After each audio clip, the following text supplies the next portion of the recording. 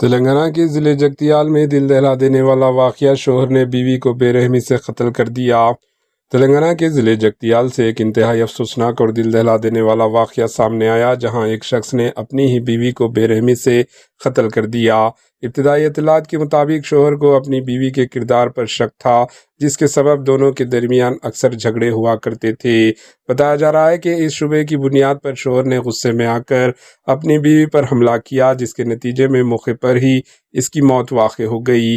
वाक़े की इत्तला मिलते ही पुलिस मौके पर पहुंच गई। लाश को तहवील में लेकर पोस्टमार्टम के लिए अस्पताल भेज दिया गया। पुलिस ने मुलजिम शोहर को हिरासत में लेकर इससे पूछताछ शुरू कर दी। इस वाक़े के बाद मुकामी अवाम में शदीद गम गुस्सा पाया जा रहा है। पुलिस का कहना है कि तमाम पहलुओं से मामले की जांच की जा रही है और जल्द ही मजीद हक़ाइक़ सामने लाए जाएंगे। Bureau report, HN news. Lakshmipur గ్రామం జైత్యాల రూరల్ మండలంలో ఒక వివాహితను తన భర్త చంపడం జరిగింది.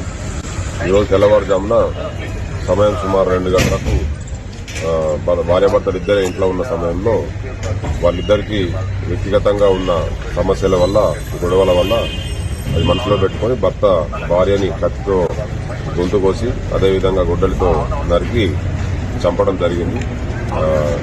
మేము సంఘటనా స్థలానికి వెళ్లి మా ఎస్ఐ గారు నేను ఇప్పుడే బాడీ షిఫ్ట్ చేయడం జరిగింది.